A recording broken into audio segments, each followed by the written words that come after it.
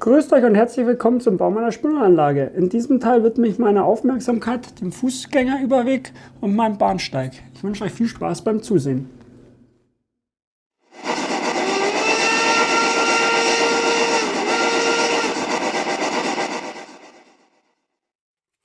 Als erstes habe ich jetzt hier mal so, ich weiß noch gar nicht so recht, wie ich das machen soll, deswegen teste ich jetzt einfach mal. Habe ich mir jetzt hier so einen Streifen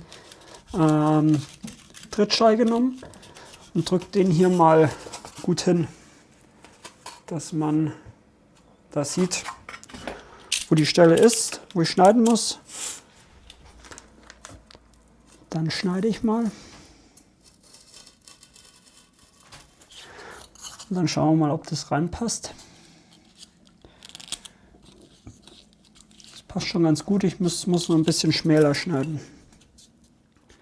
Jetzt habe ich mir mal die Teile hier so zurechtgeschnitten, wie ich es mir vorstelle. So ein bisschen mit Aussparung für die Schwellen, dass das ein bisschen sauber anliegt. Und jetzt kann ich das mal Probe platzieren. So. Genau, so habe ich mir das vorgestellt. Jetzt würde ich das als nächstes erstmal in Schwarz grundieren und dann reinkleben. Jetzt habe ich die schwarz bemalt und jetzt klebe ich die mit Holzleim auf die Schwellen. Nur so ganz leicht.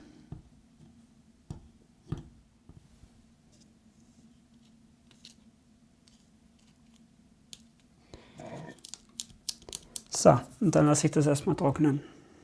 Das konnte jetzt über Nacht trocknen, das ist jetzt schön fest. Jetzt habe ich hier von einem Wattestäbchen die Watte abgeschnipst.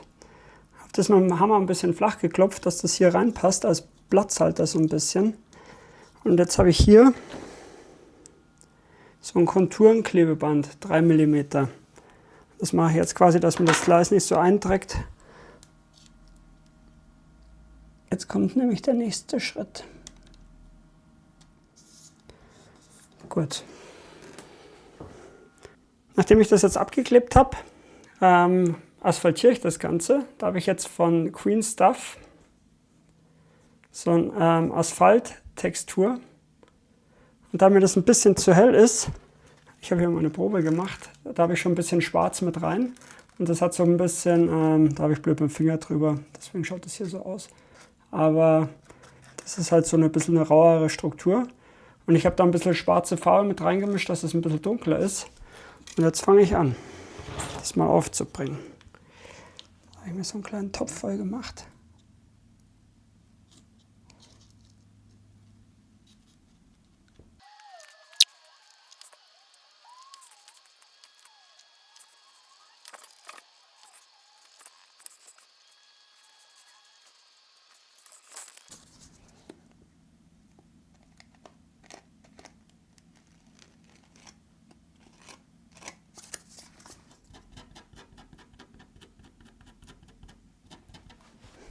Jetzt habe ich das mal so weit aufgetragen. Jetzt ist halt die Frage, ich habe ehrlich gesagt keinen Test gemacht, ob ich das jetzt einfach rausmache. Ja, schaut doch gar nicht mal so schlecht aus. Und dann lasse ich es trocknen. Nachdem der Fußgängerüberweg jetzt über Nacht trocknen konnte, war hier jetzt noch eine Stelle, die ich ein bisschen ausgebessert habe. Das muss jetzt quasi nochmal trocknen. Aber so schaut es jetzt aus. Ich finde es gar nicht schlecht, ehrlich gesagt. Ich finde, dass das ziemlich cool ausschaut. Gerade auch für den ersten Versuch. Ist bestimmt gut, wenn man mit nassen Fingern da drauf geht. So, aber jetzt werde ich mich hier um die Gleise kümmern, beziehungsweise um den Bahnsteig. Dazu decke ich jetzt erstmal die Gleise ab. Ich habe in meinem letzten Teil ganz vergessen, die Dinge hier wegzumachen. Ich wollte es eigentlich auch noch dran lassen. Zumindest hier, wo ich eh noch schottern muss. Das hat es mir jetzt schon ein bisschen abgezogen beim Auseinandermachen. Aber ich muss ja für mein neues Projekt den Bahnsteig obenrum auch noch mit Klebeband versehen. Deswegen mache ich das jetzt mal komplett weg und dann nochmal hin.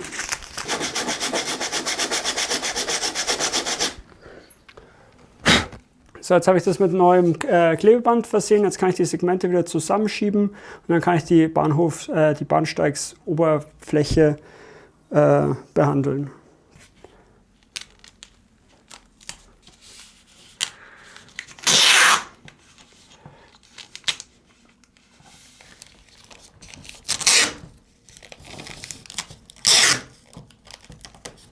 Nachdem ich alles abgeklebt hatte, hat sich mir die Frage gestellt, welche Farbe nehme ich hier?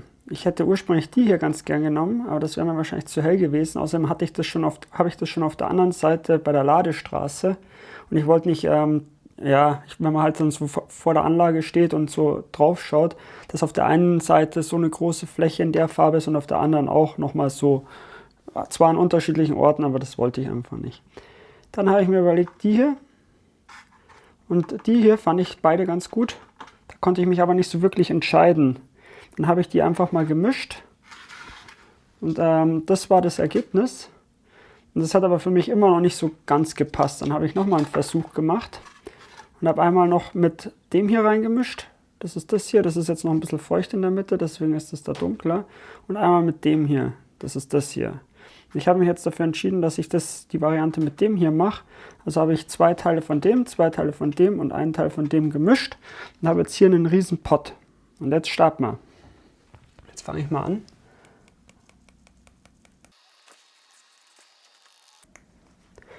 So, und dann nehme ich mir einen feinen Pinsel.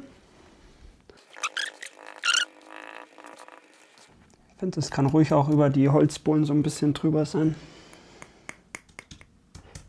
So, jetzt habe ich die erste Schicht mal aufgetragen. Ich schätze mal, dass ich an der einen oder anderen Stelle nochmal korrigieren muss. Ich habe jetzt noch so ein bisschen einen groben Schotter mit untergetupft. Und jetzt wird es legendär, weil jetzt kommt nämlich die legendäre Leim-Wasser-Mischung. Aber vorher muss ich das Ganze gut nässen mit Alkohol. So, jetzt sprühe ich aus einer größeren Höhe den Alkohol drauf. Dann geht's schon los.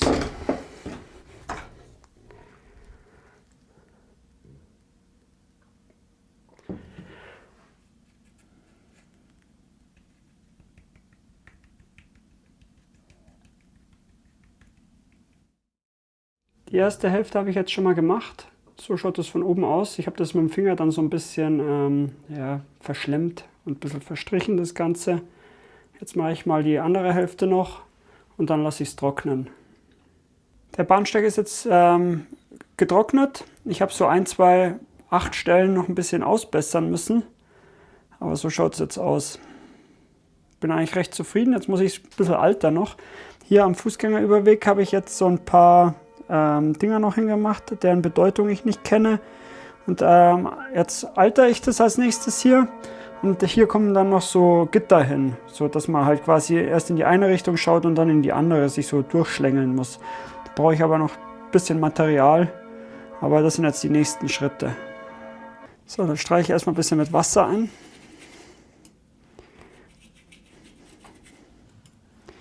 Und dann habe ich hier ein dunkelbraunes Wash und fahre hier mal die Ränder so ab.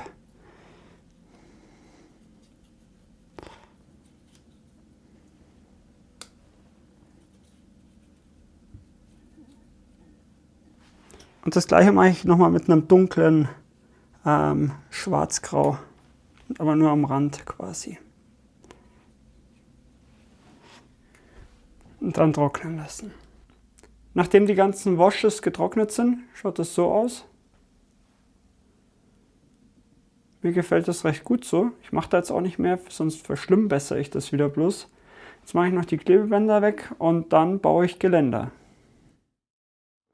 Ich steige jetzt mitten im Thema ein, weil ich habe schon ein paar verzweifelte Versuche gemacht. Das war alles bisher ein ziemlicher Krampf. Jetzt bin ich aber auf einem ganz guten Weg, denke ich.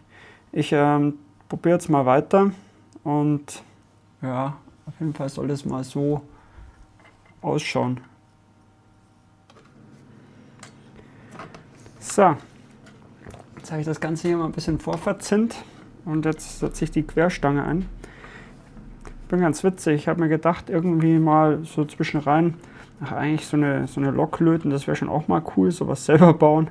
Aber ich glaube, nach der Erfahrung hier, ist ja nicht mein erstes Geländer, aber ich hoffe mal eins meiner letzten. Bin schon ein echt guter Messinglöter. So.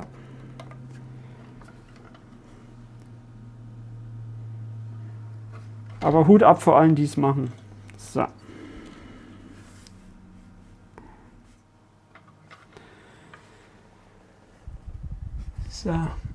Und so soll es dann ausschauen letzten Endes. Und das jetzt einmal rundherum, das wird eh wieder super. Was sich dann hier löst, wenn ich da neu hinlöte, ach, das wird... Ich zeige euch einfach das Endergebnis, glaube ich. Mein Messing-Endergebnis. Nach einer gefühlten Ewigkeit und einem Todeskampf und Krampf habe ich jetzt das erste Gitter fertig, beziehungsweise das erste Geländer. Und jetzt gibt es das zweite. Das muss jetzt hier quasi innen rein. Ist alles ein bisschen eng, aber hilft ja alles nichts. Und nach einer gefühlten Ewigkeit habe ich das zweite Gitter auch noch fertig. Jetzt müsste ich theoretisch hier drüben auch noch welche hinmachen, zumindest so 3 Stück oder so, dass man hier quasi auch wieder durch muss. Aber ich habe jetzt ehrlich gesagt kein Material mehr und auch wenig Motivation. Das war, wie gesagt, ein echter Krampf. Jetzt grundiere ich die als nächstes, mache sie erstmal ein bisschen sauber, grundiere die und dann werden die lackiert und werden eingebaut und fertig. Mit einer Feile mache ich jetzt noch die ganzen unsauberen Lötstellen so ein bisschen sauberer und glatter und runder. Und das sind recht viele. Und dann grundiere ich das Ganze.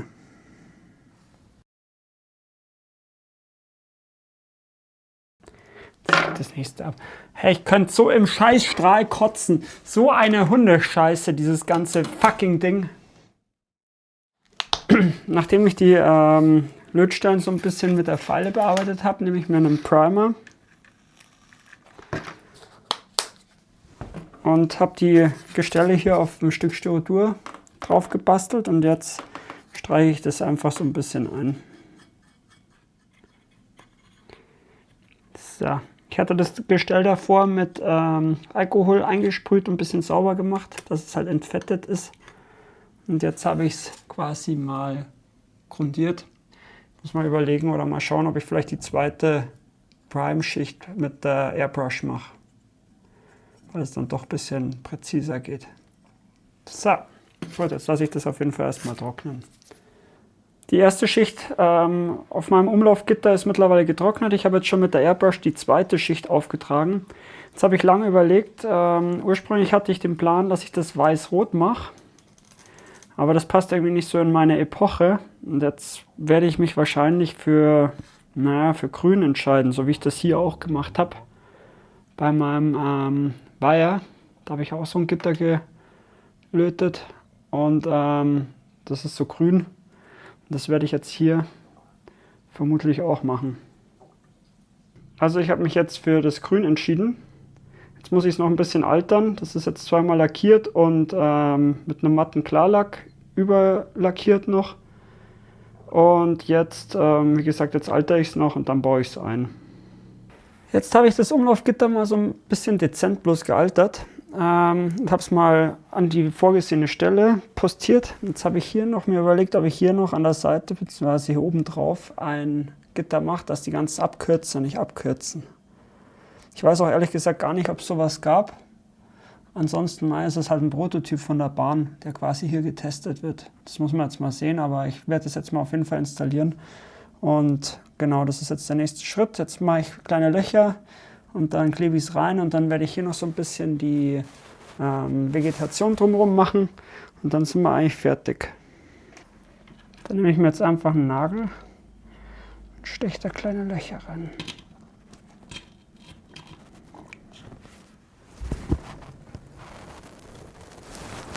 So. Alle auf einer Höhe und jetzt einfach mit Sekundenkleber.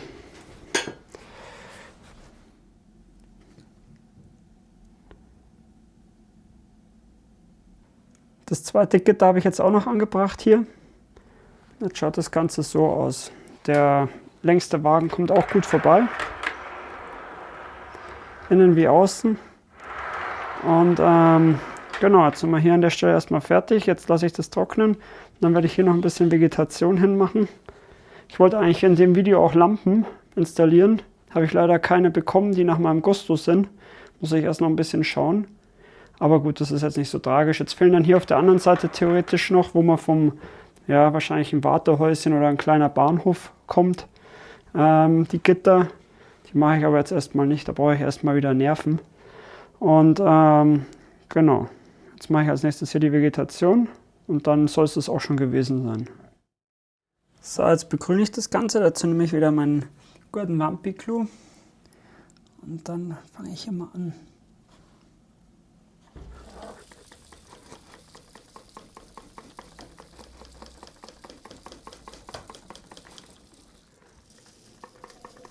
So, gut. Und dann lasse ich es wieder trocknen.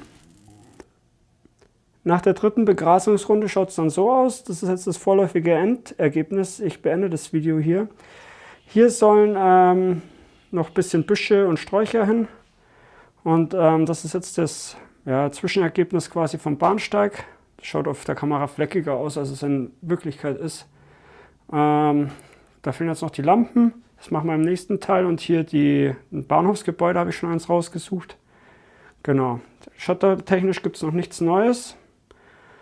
Und ich bin jetzt aber noch am Überlegen, ob ich hier nochmal so einen Längsschnitt in die Platte mache.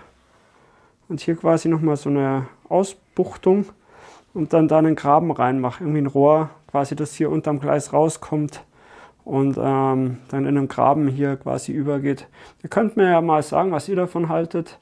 Ansonsten soll es das jetzt für heute gewesen sein. Ich hoffe, euch hat das Video gefallen. Bis zum nächsten Mal.